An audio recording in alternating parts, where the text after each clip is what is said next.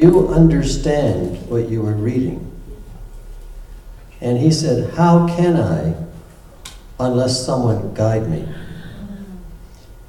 The problem with a lot of us is that we never really receive guidance into the Bible. We often just read it, and that's all there is to it. And unfortunately, in this day and age, what we do read sometimes gets compressed. There's a verse in Mark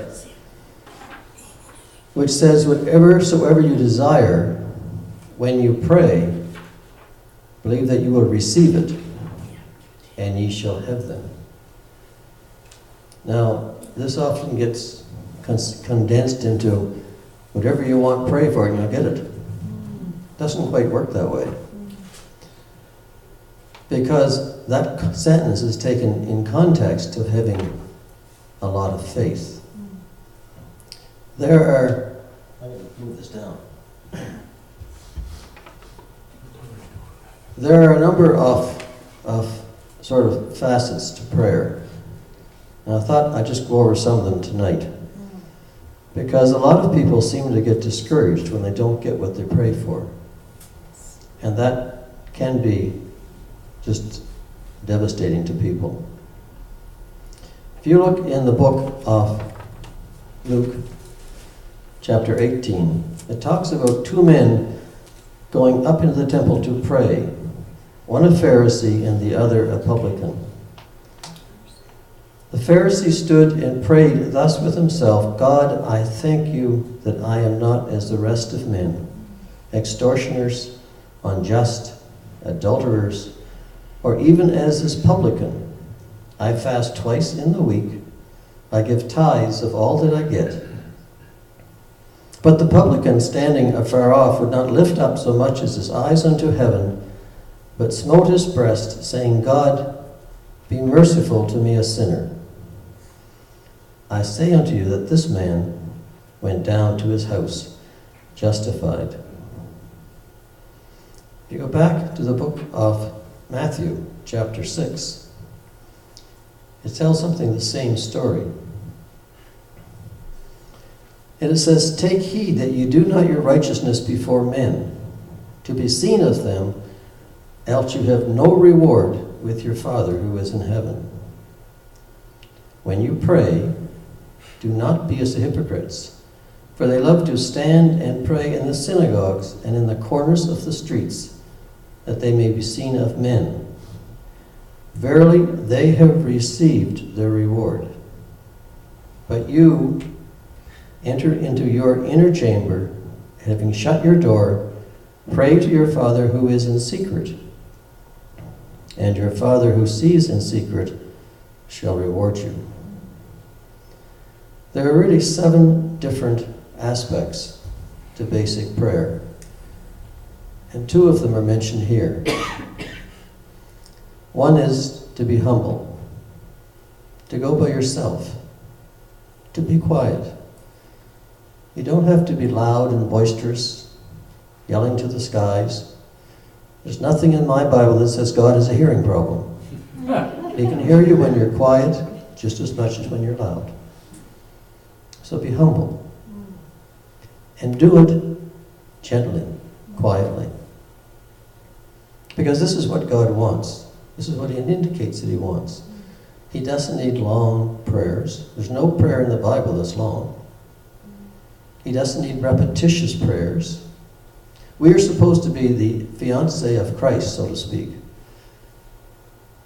Most people who have a fiancé don't want everything repeated 20, 30 times. Once is enough. And do it quietly. Do it from the heart. Not from a book. Do it from your heart. But be quiet and humble and gentle with it. Ask in faith. James 1-6 says this, but let him ask in faith with no doubting, for he who doubts is like a wind of the sea, driven and tossed by the wind. So you have to ask in faith. So when you pray humbly and quietly ask in faith. Work or ask with the right motives. It says in James 4:3 that you ask and you do not get because you ask amiss, that you may spend it on your own pleasures. If praying would automatically get what you want, there'd be one mass of millionaires in this country because everybody prays to win the lottery. But that's not what God wants. He wants you to pray for your needs, not for your wants. If it worked the other way around, no one would work again. You just pray for it, right? The fifth thing is pray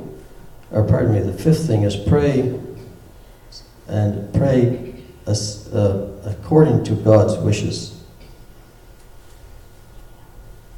This is the confidence that we have in Him, that we ask of anything according to His will, He hears us. It's not what we want, but what we need. And it has to do with what His will is. James 4:15 says this, you ought to say, if the Lord wills, we shall have and live and do this or that.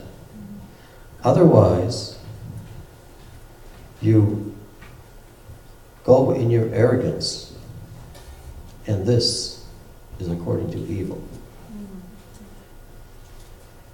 So humbly, gently, in faith, with the right motives, and according to God's will. But also the sixth is to have a right relationship with others. Where do wars and fights come from, according to James 4:1-2? They come from among you. Do they not come from your desires for pleasure that work in your members? You do not have, and do not have, if you murder and covet and cannot obtain, you fight and war. So you have to have the relationship to others that's required of God. And the seventh thing is confess the sin that we all have. If you cry to Him with your mouth that He is enthralled with your tongue, if I rejoice infinitely in my heart, the Lord will not hear. Psalm 66:17-18. There are 7 primary aspects to prayer that we often don't think about. 7 also is the complete number of the Bible.